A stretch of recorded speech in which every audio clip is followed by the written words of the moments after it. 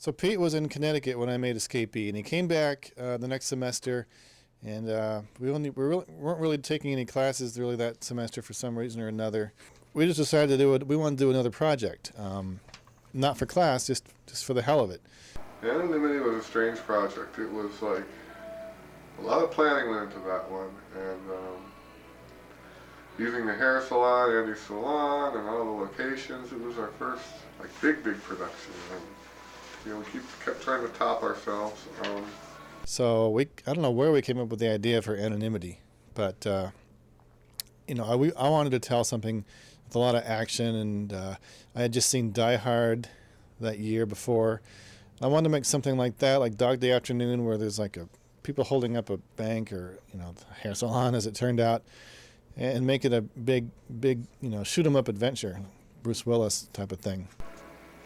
The funny thing is though that it was just so much action and so much going on in that one that when you watch the movie, it was like a highlight film. We wrote the story together, Pete and myself, and Lloyd actually had some input into the script. And we started to rent the equipment from Tucson Community Cable, and we set out to make this very ambitious project. Pete and I, we co-directed the film. It turned out to be one hell of a frustration for scheduling problems and such a big cast. I mean, every time I would make a new film, I would jump way ahead of myself. Coming from Contamination with 2 lead actors to this big thing with a huge cast, and I was in over my head. I didn't know what the hell I was doing. Hope, she's this very innocent girl. She's this really, innocent girl who has a horrible, mean sister and a dumb boyfriend. Dashelle is a conniving, mean sister who pretends to love her sister. Even back then had more money than the other sister. No. Did you? You had more money than me. That's why I was trying to kidnap you for ransom. Mm. Yeah. My part in Anonymity was a lot of fun. I think I had the best character. Everyone seemed to like my character more than any other. But one day we were shooting this scene, and it was at the end of the shooting, and everyone was pretty much worn out, hungry, tired, and they told me I couldn't shoot a scene the way that I wanted to because I wanted to be really physical with the ladies that were in the film, rough them up a bit. I wasn't going to hurt anyone. I just wanted to, be mean and have that come across. At any rate, they shot this scene, and I guess I was a little frustrated, so I started just being goofy and shooting the gun all over the place. So that's what I remember most about Anonymity. Well, this is one of the most enjoyable. I keep saying the most enjoyable. They were all so enjoyable, but this one was sort of special. Took place in a beauty salon, which was actually the beauty salon that Clark's stepfather worked at. Well, this was another Peter pressing me into service for the opportunity to act, and I certainly jumped at it. George Mazarakis played a gay guy, and he was sort of sidling up behind me and sort of scared to death and putting me out in front. I felt that I had really found my role. It was absolutely exciting. It was something that I could do, which in a lot of ways kind of scared me because I was so good at it that I really wondered sometimes, but I felt like, I'd always been heterosexual and I didn't see myself as being homosexual, but the homosexual character was so interesting and I enjoyed it so much, and especially when it upset other people in the cast and crew that were looking on. I felt I'd really attained some level of proficiency in that role that I wonder if I could duplicate it again. Yeah, I mean, bringing Tom back for the lead was great because I definitely wanted him back. And then actually, Homer shot a few scenes and was supposed to be Todd's character. So that didn't happen for various reasons. And Todd ended up coming on board, and he didn't do that great of a job because, frankly, he didn't know what the hell was going on. We grabbed him practically the day of shooting and said, "Can you please be in this?" So he didn't have any time to prepare or anything. But man, what an improvement he made later on, didn't he? Well, for me, they were like all my best friends at the time. So then did I like them, get along with them? I loved them all. I felt like I didn't really know anybody that well. I was just, That's when she started to get to know everybody. yeah, I was just getting into the group or whatever, and got recruited for the film. So, I mean, I got along with everyone. But I It was a didn't know lot of anyone. fun. The It whole thing was fun. always a lot of fun. It was a good experience, definitely. Brought friendship closer. It was kind of cool because Liz, my sister from Connecticut, was in town, and we got her in it, and I remember Peter Beam's sister Liz came out and she was visiting in Arizona, so at the last minute we put her in the movie. There's a big scene where in a beauty shop where she took part in, and and then 10 years later I saw her again and she was married, and when I look at it I remember what a little girl Liz was, because me and Peter grew up together from the time we were little kids. Lloyd, his first name was Lloyd, and he really played the part well, I thought, but he came running in and threatening everybody, and Lloyd was the biggest pain in the ass. He just fought us on everything, and it was just so annoying. But anyway, I don't know. He must have just been in the mood. But we love him anyway. Lloyd's very intense, and I have used Lloyd a few other times, but he was difficult, and he was always really hyped up. His character was a hyped up psycho, really. So he was always in character and always, wanting to hurry up and get going, and I would take my time trying to let the camera get some pre-roll or whatever the case may be, and he'd freak out and say action, do something, because he was in the moment. He couldn't relax while I was preparing to shoot. I came running down All right, that hall right. first, and you pushed me. I don't. Ready? Okay, action. You guys are retired. What are we doing here? We just came. Little blonde Beth. I don't remember doing much with her. We weren't really the best of friends at the time. So I don't know. I don't even know if she liked me then because I was kind of like this New York guy in Arizona, and I was a little unpolished, shall I say. And it kind of didn't flow with the Arizona more laid back persona. Well, I love Lloyd. I think Lloyd is one of the most unique and interesting people I've ever met in my life. And the opportunity to act with Lloyd was great. Also, Sherry was great. And just everybody in the movie was really having a good time. We had a ball in that movie. And I think that I think it's some of our finest work. I really do. he shot my husband, Andy's stepfather, right in the head, and it's gross, but there was blood spattered all over the mirror and the beauty salon. And It really was pretty violent and making fun. And once again, Andy put together a great, just brain splattering against the wall. He really got into the whole theatrics of the whole thing. He was really, really good.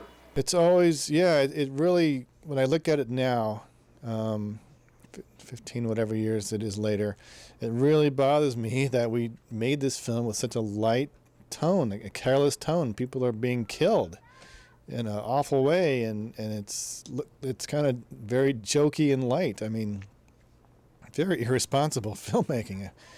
You have people joking, and the girls go, "Oh, I had a date tonight," and this and that. It's been 20 minutes or so, or whatever, since she just saw her hairdresser blown away, and she's complaining about a date tonight. I mean, it's beyond belief. So I am bothered by the light tone and blood and guts and. Of course, we have different perspectives now because, like, we're parents and you think about things definitely in a different way. Like, you know, violence, what it used to be is definitely different now, or more.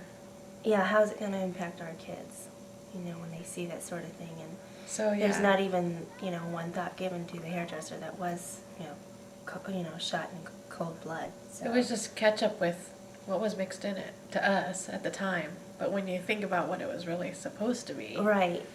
That kind of does change it. Well, because we know what was going into it, that I can see why people would be so jaded in the movie industry, because to them it's just, like you said, it's just ketchup. When things like that truly happen in life. But I think what you're saying is mothers were looking at it from a real life perspective, and that was pretty. To us, it was fun at the time. Yeah. I mean, Not like a real life situation. We used a lot of soundtrack from back in the day. Sweet Sensation, which was a big dance group. We were into the dance groups back at that point. Originally, it had this happy ending music, which was. It's not a happy ending. Why would we have happy music? It's not. A sister betrayed her and ended up murdering this hairdresser. So, very dark story, and it never. At the time, it just didn't seem like we were doing anything bad. But now I look at it and. Clark and I played FBI agents in the movie, and had small roles at the end. The scene that I really hated to do was when me and Pete came in as cops.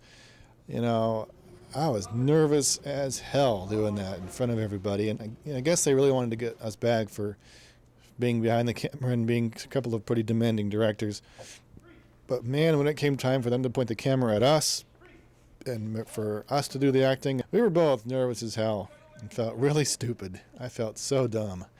But when I look at it, it's pretty cool to see my long blonde hair, and I was doing Don Johnson. We were like Miami Vice, you know, and which was, of course, really popular at that time. So, you know, I hated doing that. I absolutely hated it. Now I look back at it, and it's pretty fun.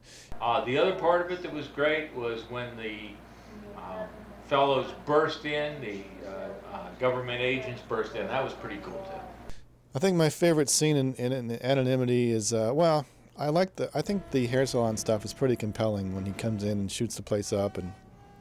But I also like it a lot towards the end when Tom gets smacked by Lloyd, and I think that was some really cool editing and really fast cutting stuff and action. And another one of my scenes that I liked in Anonymity is when I get killed and I fly back at like 100 trillion feet. That was a lot of fun. I mean, we used a rope to make it look real, and it turned out awesome. Probably the best shot of the whole movie was probably that shot where I got shot. Some of the scenes I actually like are with Lee. I think Lee did a great job. I, of course, didn't know her, and I had just met her for the movie, and I think it's really cool the fact that I carry her out at the end, long before I was interested in her and started dating her, and of course marrying her, and so forth. So that's interesting to me to see, of all people, to be taking her out. It was me. And what a great part Lee played in the car with what's his name? Tom. That was probably the best scene in acting I've ever seen by us amateurs. Was Lee in the car with Tom. Andy, man, I'm gonna miss him. We were so tight. I mean, probably ever since I met Clark, the two of us hit it off, and we were like buddies. Very close, all throughout, you know, time. And Andy was full of life and fun, and he loved helping Clark make these movies. That is acting in them mainly, and doing all the supporting things that Clark asked him to do. He was a great actor. I mean, his personality was his real personality, like his real personality was very sweet, genuine, big, huge teddy bear. Mm-hmm. Where, like, it seems like almost all the parts he played, although not in this one in particular, but in a lot of the movies that were made, he was the scary person or the bad person or the creepy person. Or, where like this one, he really was his person, so it's a He little was bit really different. like his true self. So, it was great to work with him though. He was always a lot of fun, always. And laughing all the time. And he was such a good, he was just a big kid. He was always had so much fun with us. You never had to feel like he was the parent or whatever, I guess, you know. He, and as Kay said, I think he was really for once and only playing himself. When he was in Anonymity, that's the only time he got to play his happy self, where he was this nice guy, and so, except for coming out with a hammer and attacking someone, that's not likely what he would have done. But he played himself in that movie. He wasn't a dark, evil character like he almost always is everywhere else. He wanted to do. He's really supportive of what Clark was doing. I was just gonna say that. I think to me as a kid then, doing what we were doing, the most important thing that I saw about Andy was that he was always so supportive of what Clark was doing in the movies. He wasn't like, some parents would be like, oh, that's just something my kid's doing or It's a something. He phase. was always a part of what he was Yeah. doing, and I always thought that was a really great thing that Andy did. And he was doing things 100%. I mean, he fully supported him and did it with such enthusiasm. I mean, any kid would be, thrilled to have a parent like that would just get behind them 100% and participate without grumbling or, any of that stuff. I always took it seriously. It wasn't just a joke, or it wasn't just a, I'm just doing this to make my kid happy. He was Yeah. actually always very serious about it, like it was a real thing. Yeah, he took it on. He took the project on as his own. And I thought that was cool. Having him around for the hair salon was imperative to have him there, because he controlled it. He helped. He even called action several times. Action. Because I just was like, would you please try? I told him, would you help me to organize these people? They won't shut up, and no one would be quiet and get going. So he helped do all that. And as you may know, we did almost probably 85% of that whole scene one time in one day, and none of the footage came out. None of it. And I thought we had some really good stuff that day, and we probably did. We'll never know because it didn't come out. But I remember I just rewound the tape for a little bit to see how it was looking after we were done. And of course, after this, I've always made sure I checked it. After this awful experience, I went back and I started, and I'm looking at the tape, and I'm going, where's the footage? There's got to be something wrong with the playback. I'm hitting play, and there's nothing but snow. So slowly I came to realize, and I started panicking. I said, where's the freaking footage? There's nothing here. We just worked our asses off all day for absolutely nothing. And how are we ever going to get all these extras back to ever do it again? So turned the camera off, and it was kind of a private moment, because I looked at it in the back of the salon, and I was just absolutely devastated. And I went out to the back of the salon where, the scene where Lloyd comes in, back there, and just had tears in my eyes. I just could not believe it. And plus I wanted Liz to be in the film, because I thought it would be great to have two people from the East Coast in my film, her and Lloyd. And Liz was leaving and wasn't going to be able to come back and, of course, reshoot it. So Andy came back there and asked me what was wrong, and I said, none of it came out. It's blank. There's nothing here. The camera's broken and all this, and I was in tears. So he hugged me and said, it's okay, we can always do it again. And he was just there for me every step of the way, and he told me it would be all right, and it was all right. We did it again. He actually went in and broke the news to everyone and said, something's wrong with the camera. I told him, don't tell him that none of it came out. Tell him that there was a few problems. And it was later that night that I finally had to tell him, guys, nothing came out. And we had a party at Pete's grandmother's, and I said nothing came out. And man, I was devastated. And that's the toughest, the most upset I've ever been in a film. Andy Felix is one of the nicest guys I've ever met in my whole life. I really miss Andy a lot. I'm very sad that he's gone. Andy had a big heart, and Andy did a lot for everybody.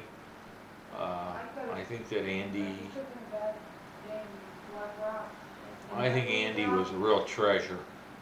And it's really, really sad that he's gone, because he should have been here a lot longer than he was. But you know, Andy had a premonition of his own demise, because things had run in his family, and he had expressed to me that he was a little concerned about that. And I, in all honesty, I didn't think that was going to happen, but in the end it did. And it just goes to show us that sometimes people are more in touch with what's real than we want to admit. And I think that's what happened with Andy. And it was very sad that he was aware that something was happening to him, and the people in the medical profession didn't follow up. I think I miss Andy a lot. Oh, I loved Andy. Andy was awesome. When I shot Andy in the hair salon, that was great. And he was just a ham. I mean, he liked the bloods and the guts and all that good stuff. Andy was amazing. I love him and I miss him. But yeah, we were good friends. He was very good to me, and I'm gonna miss him a lot. And hopefully see him again in the next plane of existence. And then when the film was put together, I regard Anonymity as one of the worst I've ever done. It's got continuity problems and flow problems, and it's actually a little bit better with my re-edited version. I will say that. It's certainly been improved, but I'm afraid I look at this as one of the 2 worst films I've ever made. Yeah, Anonymity was a different film, and just didn't work out the way we had planned it in our heads. So we were both kind of disappointed with it. No, not at all. I thought it was really fine and campy humor. I thought it had a lot of subtle subplots. I thought that the opportunity to act in a real hair salon was great. So no, I think I disagree with that. I think that Anonymity was very fascinating and gave everybody an opportunity to really show what they could do. I remember one of the very first comments that my parents said when they were watching it. Is it necessary to cuss? Where is she, goddammit? Just a really lame script. You know, it's silly because we're all a bunch of kids acting like characters that would be in their late 30s or something, mid 30s, doing this instead of a bunch of kids and being kidnapped by a couple of kids. I mean, to me, they're kids when I look at it now because we were so young. It's a script that would have been more appropriate for like a Bruce Willis or someone much older. Well, I'd just like to say that I hope that we have another movie coming up sometime in the near future where we could all get together and have a great opportunity to act in something creative and exciting like we've had in the past. It's been way too long, and I really feel that Clark and Peter had done some things that were very interesting and quite ahead of their time. It's part of our history now, and I will say now it's fun to look at, fun to experience, and fun to put some of the DVD special features like the bloopers and stuff together.